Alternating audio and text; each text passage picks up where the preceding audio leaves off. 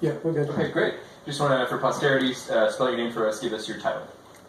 Candis Cox, Candis Cox. My title? Yeah. I'm a woman. I'm a transgender woman who is also a trans activist and educator. What made you become an activist?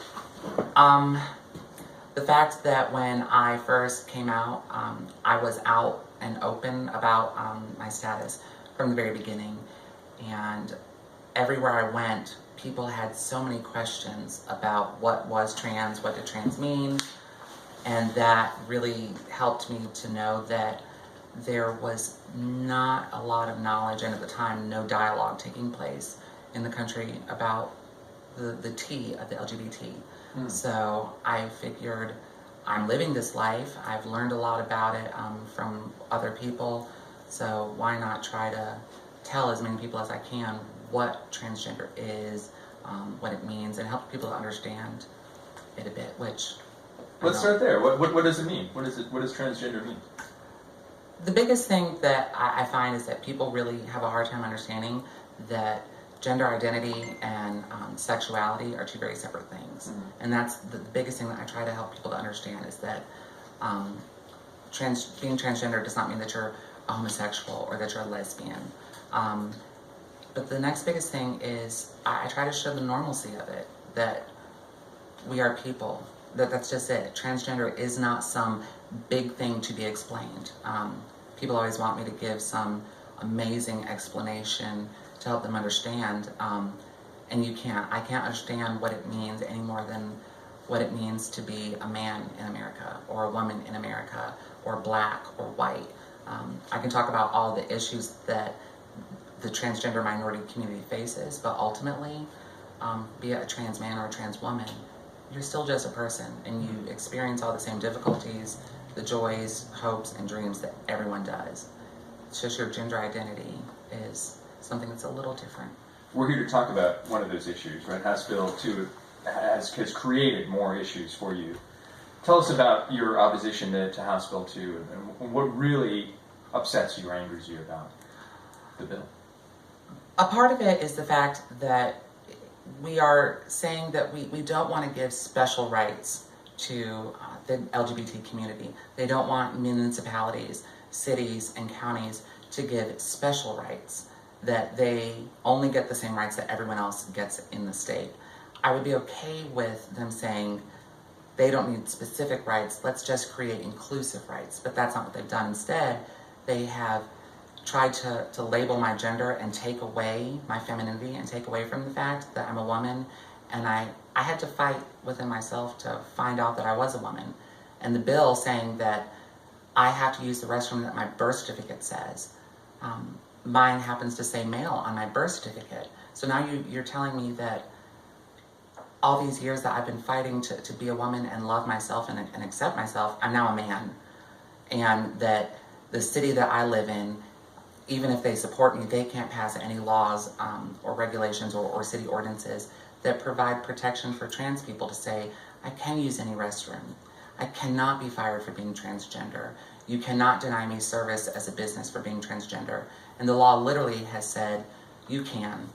You may not use the ladies' restroom if your birth certificate doesn't say it. You can be fired for being transgender, and you can be denied service for being transgender or lesbian or gay or bisexual, and that you cannot sue for discrimination. It blows my mind that we passed a bill that would actually say that. So I'm now being told I'm having to reassert myself and reassert my femininity and come out of the closet again, if you will, and that I have to accept the fact that if people discriminate against me, that's their right, but I don't have the right to challenge that discrimination. We just spoke to Representative Stan, who says, okay, it's not how you identify, but what's on your birth certificate, which is in this House bill. So why not just change your birth certificate? He says it's that easy. Just change your birth certificate. It's not just that easy. First of all, the gender on your birth certificate, whether or not you can change it, is determined by the state in which you were born, not the state in which you reside. I reside in North Carolina. My birth certificate was issued by the state of New York. So my birth certificate and the gender changing is bound by those state laws. Not every state in the country even will allow you to change the gender. Some states will allow you to only amend the gender. Also, every state has rules and criteria. Some require you to have a letter from a plastic surgeon that states that you have undergone sexual reassignment surgery and removal of your reproductive organs for your born gender. Some require a letter from a psychologist saying that you've been diagnosed as having gender identity issues and that you identify in that. So he is correct in that you could just change it, but that assumes that you were born in a state that allows you to change your gender and that you have already completed all of the steps that that state requires you to go through in order to change the gender on your birth certificate.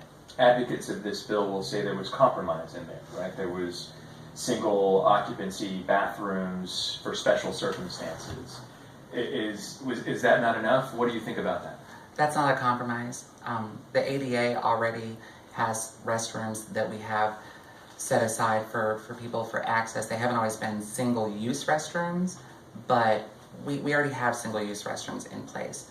Also, it's not a compromise to say that you now get to single yourself out and feel uncomfortable, and that we're going to have to financially invest. This is assuming that in a state that is already fighting to bring in business to garner revenue, all these government buildings are going to somehow magically have enough money to build, designate, and create single-stall restrooms. And for me personally, why do I need it? That's not a compromise. I was using the restroom in the state of North Carolina, using the women's restroom since 2003.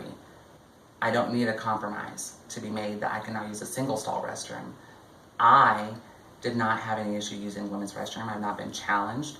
I've not been told it was a problem, so that's not a compromise. So Republican lawmakers will say, why should we give you special rights? Why should we give transgender people in the community special rights? What is a special right would be my question to them, and that has been my question. The special right, I suppose, is that you allow me to assert my gender because that is a personal thing and that's something within me. And if I am a criminal, if I have been found to be a sex offender, for instance, that is a separate issue. That's still against the law. I'm not asking that you make special rules for them. They're saying that it's the potential. I don't have the potential to be a sex offender. I'm not asking you to make special rules for the restroom access. In terms of job protection, we have to protect people, especially minorities. All minority groups need to have special protections in place, but all people, gender, race, religion, creed, national origin, gender identity, everyone needs to have some level of protection to be able to provide for themselves and for their families and not be facing fear that they could lose their job, lose their housing because of someone's personal preference and discrimination or ignorance. So I don't think that's special accommodations that I'm asking the Republicans in North Carolina to do. So again, conservative blogs point to an ordinance in Seattle that was similar to Charlotte. Mm-hmm. And that a man, just to test the loopholes within that ordinance, said he was transgender, just because he felt that that was what he was that day, and went into a woman's restroom. Mm-hmm. Just to see if he could test the loophole, and there was that big loophole there. You're obviously, you've gone through procedure, you're about who you are, right? There's nothing fake about who you are, right? So what do you think about that? I mean, the protection of privacy, because they say it's about reasonable protection of privacy. If a man in Seattle can go into a woman's restroom by just saying he's transgender, can't the same happen here in Raleigh or throughout the state of North Carolina? Absolutely. And there's nothing wrong with that? Oh no, there certainly is. But that's a case-by-case situation. That's one person who chose to try to find a loophole in Seattle, Washington. We could look at almost every law and find someone who's going to challenge it or break the law. And we don't create state bills and ordinances because of one example somewhere in the country. And I am a self-professed liberal. I make no qualms about it. And if that were the case, if we use that and cite that as an example and to support why we should pass legislation to prevent that from happening, then why have we not passed legislation for guns and stronger regulations here in our own city, a month ago, we had a shooting involving our police and a minority male. I won't speculate nor accuse, but it does bring the question of, why don't we create a bill that protects people from owning firearms and being shot? We can't pass a bill because one man in Seattle challenged it. That is that one person, and that's that one issue. That has nothing to do with transgender people on the whole and restroom access. So we talked about this off camera, about passable versus impassable. I know you hate that phrase, right? About impassable, right? But it's a phrase used within your community, and for now it's thought to be as politically correct as possible. Oh. Yeah, right? I didn't realize it was taped. Oh. Sorry, I just went to go lean for a second. I didn't know it was taped, and so when I leaned, it ripped. But we don't untape you till we're done. I'm sorry. If you move more than 2 inches, you're in trouble. I am so sorry. No, it's not your fault. You good? I now know it's taped, yes. At least, While he does it at least we really didn't handcuff you. Could you sip that drink by his foot or something? Look like a woman. You are a woman, right? Thank you. You're welcome. That's your opinion. Yeah, it is my opinion. I guess you're right. I guess it is my opinion. But there are others who, at least physically, from an outsider's perspective, looking Draw at them, speculation. they draw speculation. So, what about them? I'm no different from them. I look this way because of resources that I had at my disposal and because of genetics. I'm very fortunate, very blessed for that. But all trans people, it doesn't matter whether or not you're passable or not. And again, I don't like that term because that assumes that you may be making a choice to not be passable. And I just don't like it because it singles out trans people who may not have those resources or abilities or a genetic predisposition to look a certain way. But I'm no different from them. I still identify as a transgender woman. And so no matter what surgery I've had or how I appear to someone, I am the same as all transgender women, no matter what they look like. Transgender women are just like all other women who are just like trans men, who are just like men. We all look different. To say I look more womanly than her would be the same as you look more white than someone, you look more black than someone. That's why I don't like it, because how can you say I look more of something? You can't say a woman looks more of a woman than someone else. This is how I choose to express my gender, and I look this way. It's a personal choice, and it's a matter of circumstance and resources. Others may not choose to look the way I look. Others may not have the opportunity, but it doesn't mean that they're less than a woman or less than a transgender woman, or they shouldn't get the respect that everyone gets. And those candidates who support this Public Facilities and Privacy Act will say that's exactly who we're trying to protect our women and children from, right? It's people who don't look but may identify. We don't want that. They'll tell you we don't want that jarring moment for a minor who's in the bathroom and somebody comes in who identifies as a woman but looks like a man. What's your response to that? It's saddening that we invested $40,000 of our taxpayer bills to do that. Instead, all that tells me is maybe we should have spent $40,000 in our schools and we could simply educate our youth that trans people come in all different shapes, sizes, and colors, and then they won't be jarred. If we simply educate our population on what transgender is and looks like and how they can be different, we won't deal with the problem of saying we need to make sure that our youth aren't frightened or scared or jarred by the appearance of someone who might not be passable in the restroom. What's it like on a day-to-day to be a transgender woman?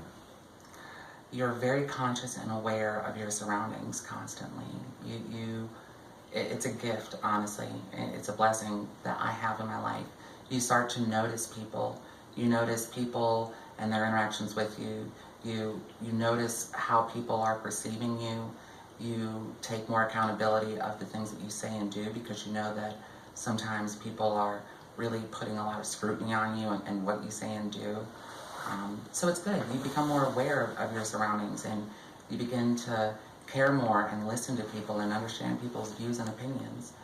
But it can be a little tiring sometimes because you go, I just wanna be and exist and live my life and not constantly be aware of what people are saying and how they're treating me and how they're viewing me and whether or not they're respecting me. If they're not respecting me, is it because they don't understand transgender issues? And being in the South, while this is a great city, we're surrounded by some smaller populations who I've had numerous times where you're the first one I've met. That's a big burden to carry, to feel like, wow, I'm your first transgender experience, let me leave a good impression. And to those in those smaller towns, or maybe even those bigger cities, you say, well, these are the consequences of the choice that you made. Everyone has to live with the consequences for the choices that they make in their life. I focus on the rewards of my choices. And what are those rewards? I have a better understanding of who I am. I had to really stop and take account for my hopes and dreams and wants in life. I had to take care of my body and my health, which I don't always do perfectly. I'm human. I have been afforded the opportunity to meet so many different people and to share my story. And when I get to share my story, I get to share my family's story and people who otherwise would never have had their story told because people want to talk to me and learn about me. I want to learn. I want to learn about your story. I want to know about who you were before. I want to know about Theo. And I want to know about Candis. I want to know how that happened. They're the same person. I hold true to who I was before. My ideals, my morals, my beliefs, they're all still there. My likes and my dislikes, they're still there. I very much embrace my past because it made me who I am today. But are you saying you want to know how Theo turned into Candis? Theo was very self-destructive. He knew early on that he had been born in the wrong body. But he knew, I'm a tall man and I'm a minority, and everyone didn't have the internet then. There weren't television shows with reality shows showing trans people and drag queens, so my images were some of the negative stereotypes. And I thought, well, I can't be that. So I tried to embrace being a man. And I embarked on a lot of quintessential masculine things. The United States Air Force, I tried joining that. I tried to express my gender by looking masculine. I was gay, if you will, but still I tried to be masculine and I'm gonna be a man, and I was miserable. And so what I ended up doing was self-destructive things. So I was homeless for a little while in Atlanta. I packed up all my belongings, sold everything, hopped on a plane, went to Australia, burned through a lot of money, did absolutely nothing while I was there. I experimented with drugs. I did a lot of things that I'm not proud of. And when I was 20 years old, I came to realize I dropped out of college and done a lot of things, which gave me a lot of wisdom, but I quickly realized that I was doing these things because I was looking for something. But I was going to places and, having multiple jobs and burning through friends and burning a lot of bridges with people. Because what I was looking for was not something that was tangible that I could go and find. I couldn't move there. I couldn't have that job. What I was looking for was being true to myself and my gender. And so that's when I was 20 is when I said, I think maybe I should address the real issue. And that is that I'm not happy doing any of these things because what I don't like is the fact that I'm interacting as a man in society. And I don't see myself that way. I need to actually invest the time and the energy and the care to interact and look and be happy and proud of who I am. And I wasn't proud of who I was. I was proud of my family. I was proud of the things that they did. I was proud of awards I may have gotten, but I had no pride in myself. I didn't have any love for myself, and I had no respect for myself. Are you a gay man? Is that a misconception? I'm not a gay man. I don't identify as a gay man. That's confusing. It took me a long time to understand, and sometimes I tell people I can understand it. There once was a time when I was a man. I did have relationships with other men. I always tell people that was a mechanical thing. I was attracted to men who I thought were treating me in a feminine manner and accepted my effeminate side. But I wanted love. Everyone wants love. And certainly as a teenager, hormones, I wanted intimacy. And I couldn't do it with a girl. I just couldn't express any level. I had tried, and it never went far at all. So I engaged in these relationships with men, and they always failed because my partners always were looking to have a relationship and a level of intimacy with another man. And I was never happy. I would sabotage the relationships because as soon as they tried to be attracted to my masculine parts and my masculine side, I pushed against it. You know, I'm a woman, and I want to be a woman. So I've always been a heterosexual woman. That was my ugly duckling period when I couldn't get the hot guys that I really wanted. But now you have a husband. Now you have your hot guy. I have my hot guy, and he's amazing. It's amazing. I pinch myself every day. I wake up and I'm like, oh good, he's still there. I keep waiting for him to go like, who did I marry? And what life did I sign up for?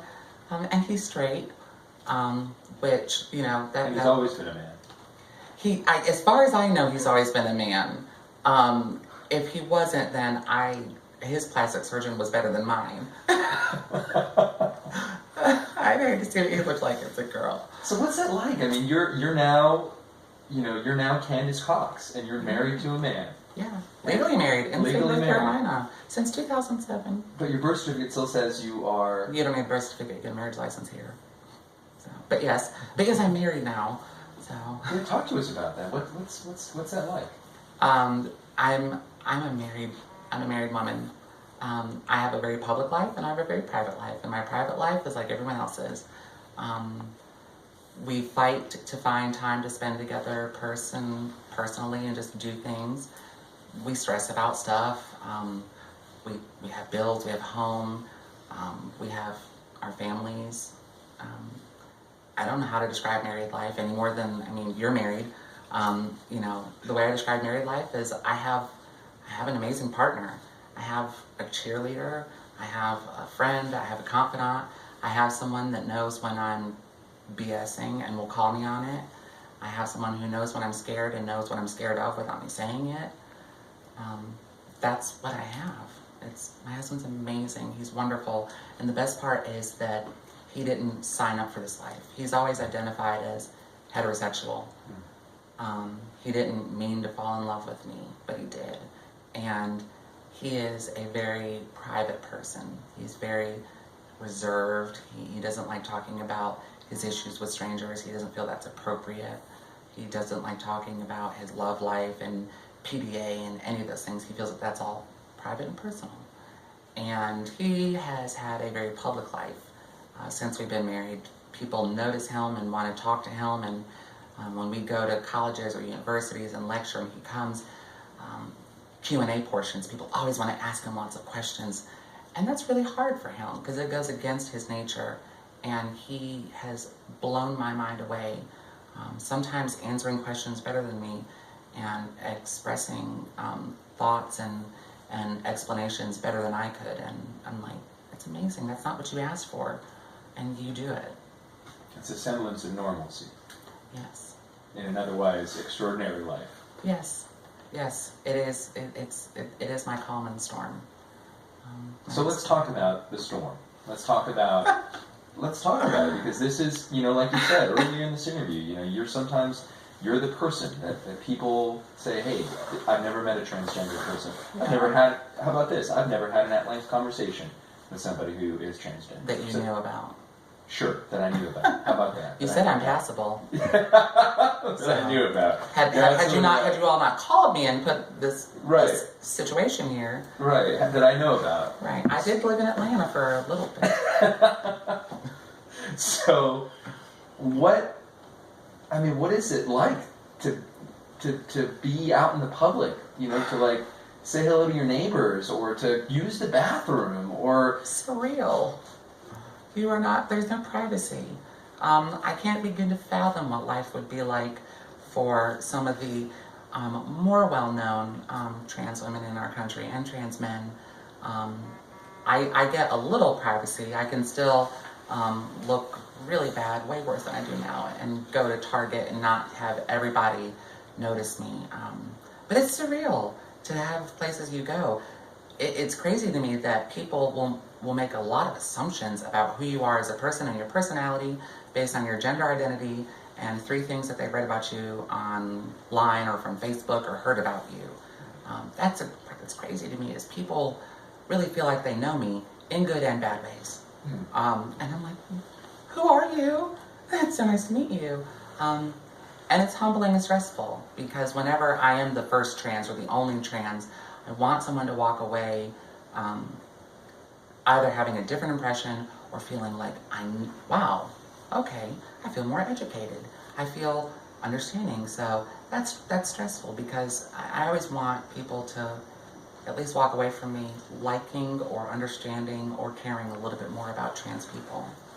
educate us on why the legislatures here in the state of North Carolina should allow you to use the women's restroom.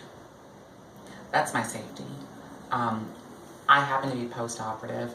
That means that I've undergone a sexual reassignment surgery. Normally I would say that's private, but as that, I put myself in danger.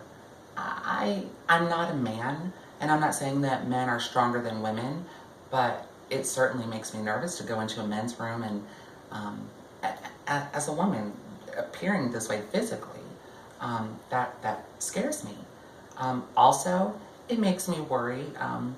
I've used a restroom before and the little latch doesn't quite go, and a kid comes running in looking for their parent. And I have been using a restroom, and kids, when they are looking for their parent, they are gonna open every door and, Mom, Dad, where are you? What happens when I'm in the men's restroom and I'm using it and the door doesn't quite latch? And that little kid pushes open that door thinking he saw his dad, and he sees me, and he may see, some part of my body, and he runs back out and tells his dad, and the dad runs to get the security up front or the police. I've now exposed myself to a minor. I have to face dealing with that, and now I've really become a statistic because I'm no different than a sexual predator in the eyes of the law. So I'm putting myself in danger when it comes to other people. It scares me, but also I could have something happen to me that could really affect my family and my life, legally. So that, and I'm like, men, you don't lift the seat. I have to sit.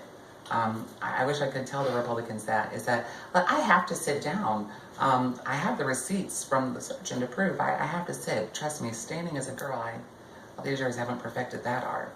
So, it's funny, but it's true. Why do I have to go in the men's room? I haven't been in there since 2003. Things could have changed. What was that like when you first started to use the women's restroom? Weird. It's walking into the lion's den. I knew how to use the bathroom. I have my toilet at my home looks similar. I didn't know. I remember the first time I ever went into a women's restroom. It was at a grocery store, not far from where I currently live today. And I went there. I felt comfortable. I said, it's a grocery store, and I figured nobody uses the bathroom at the grocery store. And I remember seeing a tampon machine, and it looked really similar to the condom machines. And I just remember being like, whoa, I guess they need that. I don't. But, all those little, it was really little things. I remember thinking how weird it looked. There were no urinals. And they were like these paper things for the toilets. And I guess they had been in the men's room, but no one had refilled them in a few years because men didn't use them, and like women were taking forever. And there were just so many little things that I was noticing because it was exciting and it was liberating and it was scary, and I was wanting to immerse myself and educate myself on my femininity and how to behave because I wanted to blend. And by blend, I didn't want to look like a woman who at 21 just found out she was a woman. I wanted to look like a woman who at 21 could match my other counterparts. You know, I'm a girl, I'm used to my body, but in a lot of ways I was a young girl who was just experiencing her body for the very first time and dressing it and putting it in the bathroom. And You worry about discrimination when you walk into a men's room, safety and stuff. Did you ever worry about that in a women's room? no, Or do you ever still? no, I never did. But I've also found in my personal life, women have always, any discrimination or anything is usually met with words. I've never had women, use slurs against me. I've never had women threaten me. I've never had women treat me like, you freak. Women, if they've ever done anything for me, it's usually at least been they just say, oh my gosh, you're prettier than me and stuff. So I've never been scared. But now you are. I am. And my husband is. He was adamant. He said, my wife is not going in the men's restroom. I'm scared to go in there. What do you want people who watch this interview, what do you want them to understand about you, about the transgender community, and about the issue that you have now by law to deal with? I want them to understand that the transgender community is as diverse as any other group. I want them to understand that this law affects us because it puts us in danger and it is open discrimination. It's no different than the Jim Crow laws that we had here in the South, that there are many Americans who are alive today and were alive with some of those laws before we passed the Civil Rights Bill, that this law is literally the same thing. And if we didn't find that acceptable, this is not acceptable. It doesn't matter who it's towards. Discrimination is not acceptable. And to the lawmaker who says, show me in this bill, in this 5 pages, show me in this bill what is discriminatory. I didn't go to law school, but I am very happy to sit down with him and we can have copies of the bill side by side, and I will show it to him, and I will invite our lawmakers to sit down with the LGBT community and hear examples of discrimination that has taken place before and now after the law. It's easy for them to say there is no discrimination, show me in here where there is discrimination, when they have not sat down and actually talked to anyone. It's easy to be ignorant when you're blind. You were saying some of the criticism is within your own community.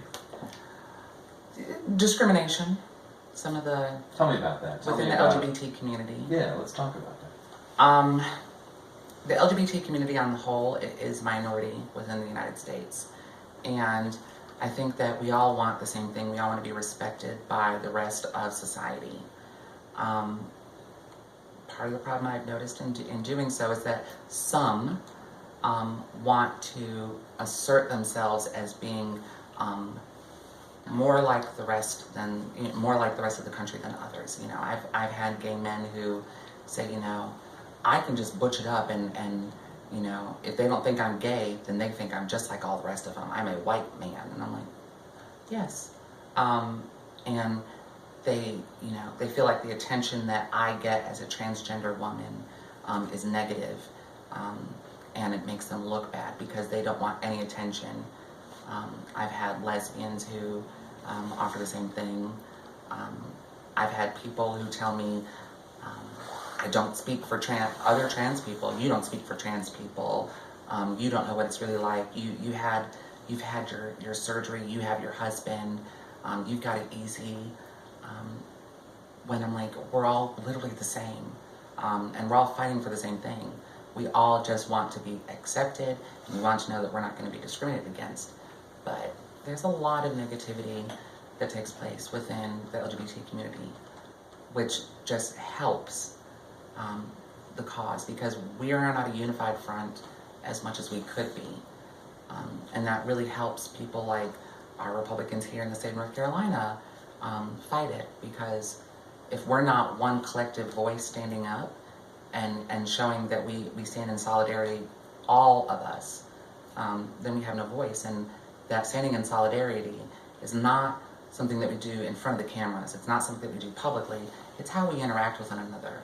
You know, the tension is there and people can sense that tension, and that's what we have to work on. You know, we have to understand that I'm not trying to make people look worse. I'm not trying to hurt them. I'm not trying to say I'm the epitome of trans women. I'm just saying, this is me, you're you. We all want the same thing, and we all know what it feels like to be called names. We all get called very similar names. I've been called the same name that a lot of gay men have been called. And I'm like, so we all know what that feels like, and we can relate to each other on that level, and that's what we should focus on. The lawmakers are focusing, they call it a special session, just for this bill. $40,000 Just is for what this I bill. understand. A special session, yes. We couldn't wait till April 24th. When you're sitting here on your couch or you're laying down in bed, having this private conversation, they call this special session just for your community, just to keep you out of the bathroom. Well, I'm glad that they're paying that much attention. I just wish that they actually knew what we needed. What do you need? We need protection. We need to know that we can't be fired for being transgender. We need to know that we can sue for discrimination. We need to have more education and more awareness and public services for transgender people. We need to make an environment where trans people feel comfortable coming forward. I'm not that rare of a trans individual. A lot of trans people aren't in my position. They cannot come out of the closet and let people know where they are. They financially have to really kind of hide who they are, especially from the public eye. That to me says we need to make an environment where they don't have to worry about that. They don't have to worry about if they come out they're going to get fired or they're going to get beat up. You know, why not instead pass legislation that says, you know, any healthcare exchange in North Carolina has to now pay for HRT, which is hormone replacement therapy, for any trans citizen of North Carolina, that they have to pay for a mastectomy or a breast augmentation. We could pass legislation that says that. You know, now with this law that our president has placed, you know, and our country has adopted, we have a healthcare exchange. Why not call a special session for that, to say, we're going to make sure that if this is who you identify as and what, we're going to help you on that process, because ultimately, as a state, I was under the impression that our General Assembly wanted to ensure that all North Carolinians were happy and had the right to pursue life and liberty and to take care of themselves. So let's pass laws that allow you to be who you are and be healthy. If you're happy and healthy, you'll then go on to be a contributing member of our society. Do you have an estimation of how many people this law stands to affect? Within the state of North Carolina? Mm-hmm. I believe, and I apologize if I'm wrong in this, but I believe we're in the 100,000s. So 100,000. Say tens of thousands there are tens of thousands of transgender men and women that stand to be affected by this. Yes. And I'm just one of them. And they don't stand to be affected by it, they are affected by it.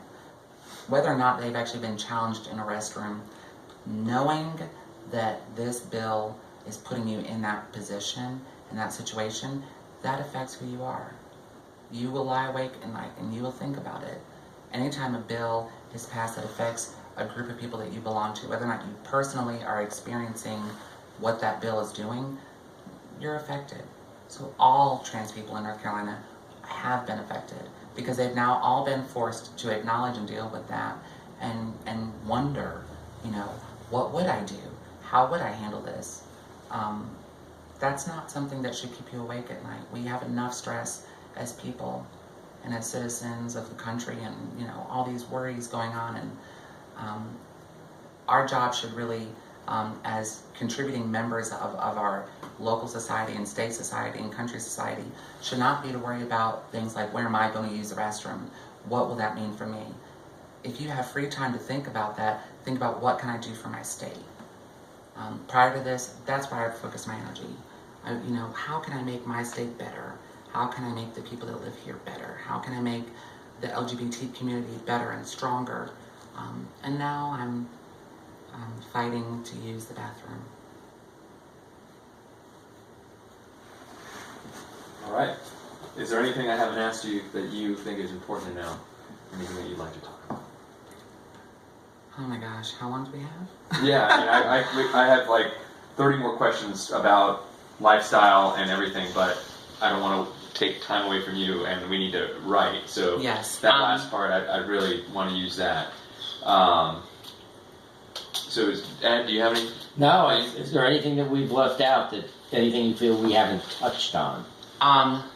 Like there's so many that I'm trying to think. I'm like, of your 30 questions, are there any really good ones that Anything pertaining to this issue, to this bill, Ooh. that we have not, anything, that we've really not touched on that's important, that we're missing? I mean, I know I asked the lawmaker that this is not just going to affect LGBT community, but virtually everybody who feels that they've been discriminated against. They've got to go to a federal level now, not the state. And he said it was wrong. Is that your understanding? I'm sorry, he said what was He said that I was wrong, that you can now sue as your employer at the state level. For discrimination? No. Right. No, you can't, right? Did you see the bill? Yeah, I saw it. It's not long. I didn't have it. No, I know I didn't have it in my hand, but I said that's my understanding, and he said that it was wrong. And then I reread the bill in the car before you guys got over here, and it pretty clearly states that. That's hard for me to address. Yeah. English is my first language. I'm college educated. I think I can read basic structured sentences, and it actually clearly states that you may not. What I would like to say to our lawmakers is reach out to our community. You don't have to know the individual person. You could speak with, the Human Rights Campaign, Equality in C, the LGBT Center of Raleigh, all of them. Reach out to them and say, we want to talk to representatives of the LGBT community